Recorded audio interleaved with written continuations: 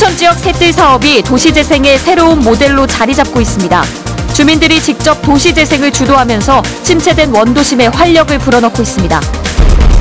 고흥군이 커피 산업의 중심지로 떠오르고 있습니다. 한국형 커피 산업 인프라 구축을 위한 융복합 산업에 속도를 내고 있습니다. 병해충인 먹노린재가 기승을 부리고 있습니다. 올겨울 따뜻한 날씨가 이어졌기 때문인데 적절한 방제가 없으면 피해가 우려되고 있습니다. 이 주거환경 개선 사업의 하나인 셋들 사업이 큰 관심을 얻고 있습니다. 특히 주민 주도의 긍정적 변화가 도시 재생의 또 다른 해법이 될지 주목됩니다. 보도에 김종수 기자입니다. 순천 원도심의 한 마을. 언덕을 따라 빼곡히 주택들이 즐비합니다. 조성된 지 반세기가 넘어서고 30년 이상의 주택이 가득했던 이 마을이 전환점을 맞은 건 지난 2015년.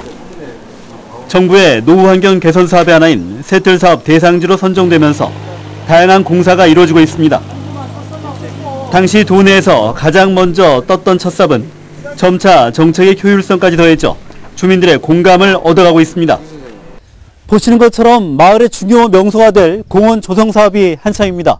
특히 이 사업에는 마을 주민들과 지역 작가들이 함께 참여하면서 더욱더 주목을 받고 있습니다. 도로 보수와 시설 설치 등으로 삶의 질이 나아진 것만큼 공동체 활성화 역시 주민들의 자랑거리. 주민들이 나서 협동조합을 꾸리고 판매 사업을 추진하면서 소득 증진이란 청사진이 현실이 되고 있습니다. 사실 협동조합 이런 언어 자체가 그것을 주입을 시키기가 쉽지가 않았어요. 지역 공동체로 같이 이제 여러 가지 어머니들하고 같이 이렇게 사업을 하다 보니까 재밌거든요. 연간 15,000여 명이 다녀가고 특히 전국적인 모범 사례를 담아가기 위한 기관들의 방문도 이어져 긍정적인 정책 확산도 기대되고 있습니다. 그러나 지원 사업이 마무리되는 올해를 끝으로 주민들의 자립 의지도 요구되고 있습니다. 기반 조성 등을 통해 첫걸음을 뗀 만큼 마을 기업이란 구체적인 목표 달성을 위해 지속적인 노력이 필요하기 때문입니다. 지원을 받는 거에 익숙한 거예요. 네. 근데 거기서 좀 벗어나서 주민들이 스스로 자생하면서 뭔가를 이뤄보고 이런 것들이 굉장히 필요하거든요. 최근 정부의 추진 실적 평가에서도 최우수 기관에 선정된 청수골 셋들 사업. 재개발과 재건축의 굵직한 유행을 벗어나 주민들이 직접 도시 재생을 주도하면서 침체된 원도심 활성화에 또 다른 해법을 제시하고 있습니다. MBC 뉴스 김종수입니다. 어제 치러진 전국 동시조합장 선거에서 도내 당선인의 절반 이상이 현역 조합장인 것으로 나타났습니다. 전남 선거관리위원회에 따르면 이번 선거에서 도내 농축협 74곳, 수협 7곳, 산림조합 14곳에서 현직 조합장들의 당선이 확정돼 재선 비율이 51.4%에 달했습니다. 이와 관련해 연설회와 토론회, 호별 방문 금지 등 선거운동 방식이 제한되면서 신인 후보들의 얼굴 알리기가 힘들어 위탁 선거와 관련한 법 개정이 필요하다는 지적이 나오고 있습니다. 네, 광주 전남 지역 신임 조합장들이 대부분 60대인 것으로 나타났습니다. 광주 전남 지역 당선자 203명을 분석한 결과 60대가 105명으로 가장 많았고 50대가 87명, 70대 8명 순이었으며 40대 조합장도 3명으로 집계됐습니다. 특히 고흥풍양농협에서는 직선제 선거 이후 광주 전남 최초로 여성 후보가 당선돼 큰 관심을 모으고 있습니다. 고흥 지역이 국내 커피 산업의 중심지로 급부상하고 있습니다. 고흥군은 로컬 커피 융복합 산업화를 통해 한국형 재배 기술의 표준화와 고흥 커피 브랜드화에 주력할 계획입니다. 최우식 기자입니다. 고흥 지역에서는 지난 2011년 커피 묘목 200그루의 시험 재배에 성공하면서 국내 첫 상업 목적의 재배가 시작됐습니다. 현재는 15농가 2.4헥타르로 전국 재배 면적의 32.4%를 차지해 국내 최대 커피 재배지가 됐습니다. 이 같은 커피 농업의 신장세는 최근 정부의 향토산업 육성 대상 선정으로 이어졌고 앞으로 4년 동안 30억 원을 지원받게 됐습니다. 연구 용역과 브랜드 개발, 향토 자원 권리화 등 소프트웨어 성격의 사업은 물론 시설과 장비 등 하드웨어 구축이 동시에 추진됩니다. 융복합 산업화란 1, 2, 3차 산업을 모두 아우르는 6차 산업화의 다른 말로 커피 산업 전반의 인프라 구축이 목적입니다. 생산 기반 확대가 반드시 중요한데요. 현재 한국경에 맞는 재배 표준 기술화가 없습니다. 이 향토 산업을 통해서 재배 기술 표준화를 하고 또는 이제 6차 인증 농가로서 양성할 수 있도록 특히 고온 군정의 핵심인 귀농 귀촌 시책과 연계해 로컬 커피 재배 농가와 면적을 4년 뒤에는 35농가 8헥타르까지 늘릴 계획입니다. 궁극적으로는 고운 커피의 품질 차별화를 통해 한국을 대표하는 국산 커피 공급 체계를 마련하고 커피 재배 기술의 한국형 매뉴얼을 만든다는 구상입니다. 고운 커피가 융복합 산업화를 통해 지역을 대표하는 새로운 성장 동력으로 기대를 모으고 있습니다. MBC 뉴스 최우식입니다. 순천만 스카이큐브의 운행 적자와 관련한 운행사의 손해배상 청구와 관련해 시민단체가 강하게 반발했습니다. 순천 시민사회단체와 지방의원 등 30여 명은 오늘 기자회견을 열고 포스코 계열사인 에코트랜스가 적자 누적으로 사업 중단 의사를 밝힌 뒤 순천시에 1,300억 원대의 보상액을 요구했다며 이에 대해 시민적 대응이 필요하다고 주장했습니다. 또 포스코가 지역 주민들의 환경 권리를 침해해왔다며 시민소송을 준비하겠다고 강조했습니다.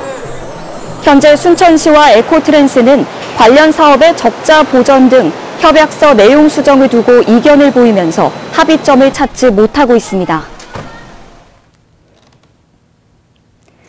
벼 병해충인 먹물인재가 지난해에 비해 크게 증가한 것으로 나타났습니다.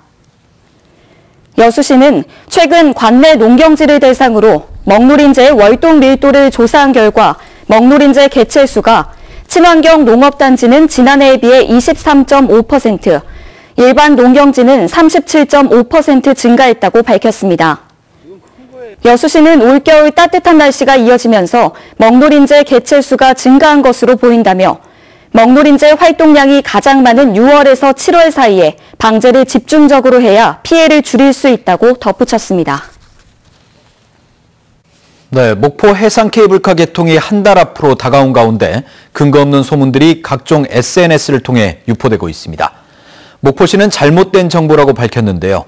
해상 케이블카 개통을 앞두고 곤혹스러운 표정입니다. 보도에 김윤 기자입니다.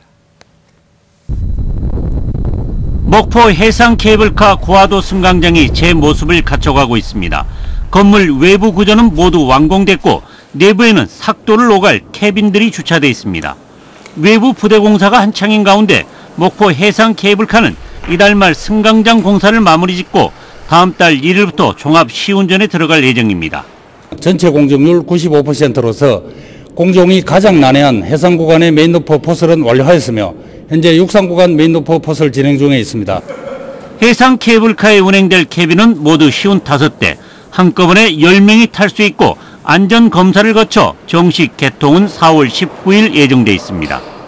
하지만 이날 개통은 임시 개통이고 다음 달 26일까지 무료로 운행된다는 내용이 카톡과 페이스북 등 SNS로 빠르게 유포됐습니다. 목포시는 잘못된 정보라며 해명에 진땀을 빼고 있습니다. 4월 19일부터 일주일간 무료 시승한다는 얘기는 사실이 아닙니다. 4월 19일 개통 예정으로 있고 4월 19일부터는 정상 운영할 계획입니다. 이러한 가짜 정보에 대해서는 목포시에서 진위를 파악 중에 있습니다.